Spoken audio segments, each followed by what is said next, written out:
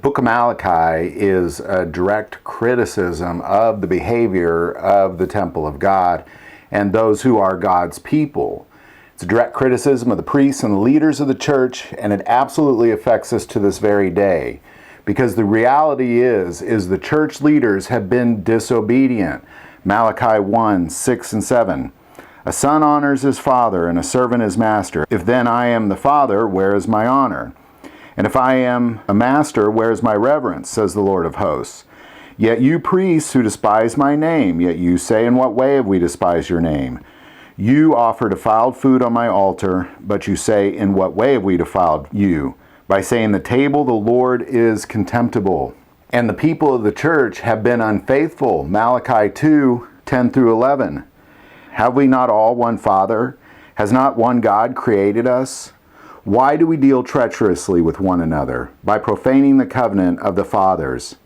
Judah has dealt treacherously, and an abomination has been committed in Israel and in Jerusalem, for Judah has profaned the Lord's holy institution which he loves. He has married the daughter of a foreign god.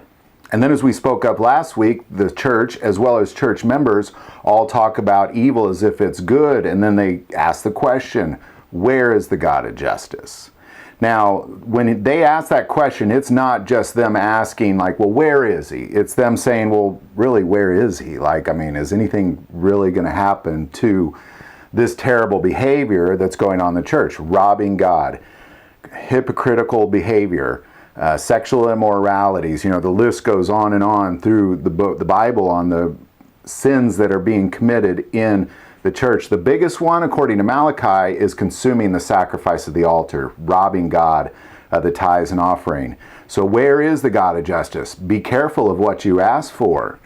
Malachi 3:1, immediately after that question, behold, I send my messenger, and he will prepare the way before me. And the Lord whom you seek will suddenly come to his temple, even the messenger, capital M messenger of the covenant, in whom you delight. Behold, he is coming, says the Lord of hosts. And we'll take another episode and get into who are these two messengers. The lowercase messenger, we could talk about that for a long time, but the capital messenger, it is clear who that is. He's talking about the coming of Jesus Christ, literally ruling on a throne in his holy temple in Jerusalem. In Matthew 24, the disciples directly asked Jesus, how will we know when you are coming and when you will rule in the temple? And he gets into a long description on how they will know. And we're doing a series, End of Times. Check that out. But he is coming. And right after he gets into this great description, he then goes into sharing some parables. This is the same conversation, and he's sharing these parables directly because they're asking, what is this going to be like when you return? And it says in Matthew 24:45, who then is a faithful, wise servant, whom his master made ruler over his household, to give them food in due season? That's you, church leaders. Blessed is that servant whom his master, when he comes, will find so doing. Assuredly I say to you that he will make him ruler over all his goods. But if that evil servant says in his heart, my master is delaying his coming, same thing as where is the God of justice, and begins to beat his fellow servants and to eat and drink with the drunkards, the master of that servant will come on a day when he is not looking for him, and at an hour that he is not aware of, and will cut him in two, and appoint him his portion with the hypocrites. There shall be weeping and gnashing of teeth. So where is the God of justice? Well, it directly says, he is coming, declares the Lord. Well, what will that look like? Well, after Jesus finishes sharing these parables, he says something very profound in Matthew 25:41. When the Son of Man comes in his glory, and all the holy angels with him, then he will sit on the throne of his glory. All the nations will be gathered before him, and he will separate them one from another, as a shepherd divides his sheep from the goats. And he will set the sheep on his right hand, but the goats on the left.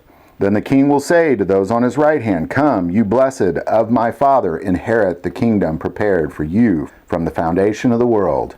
For I was hungry, and you gave me food. I was thirsty, and you gave me drink. I was a stranger, and you took me in. I was naked, and you clothed me. I was sick, and you visited me. I was in prison, and you came to me.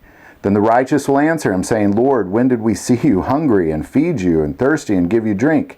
When did we see you a stranger and take you in, or naked and clothe you? Or when did we see you sick and in prison and come to you?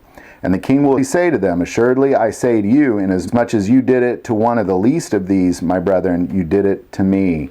And then he goes on to talk about those who did not do those things, and that they then will essentially spend an eternity separated from him.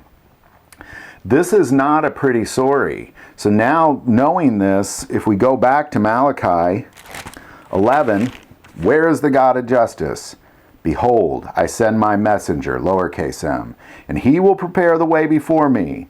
And the Lord, now notice the way that that's spelled out for a second, capital L, lowercase o-r-d. And notice at the very end of that verse, it's spelled with all caps. But let's continue.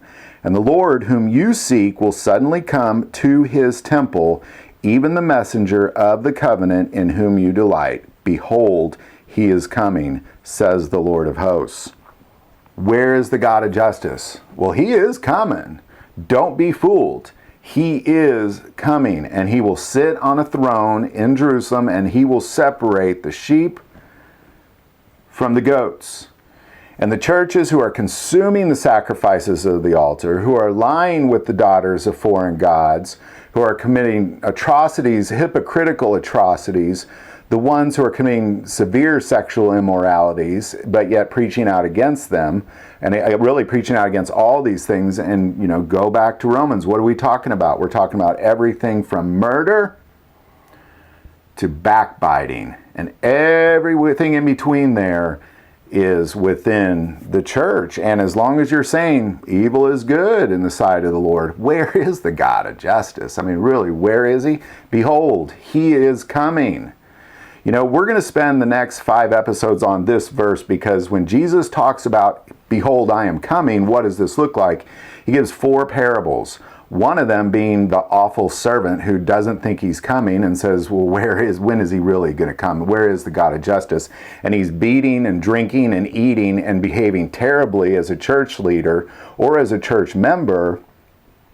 He is coming, and that's what that looks like. And those who are ready for his servants, when he says, here's some food in my house, feed everybody, and they do, and they're obedient to that, well, what a tremendous blessing they're going to receive. But those who say, you know what, he's really not going to come. Let's just consume the sacrifice of the altar.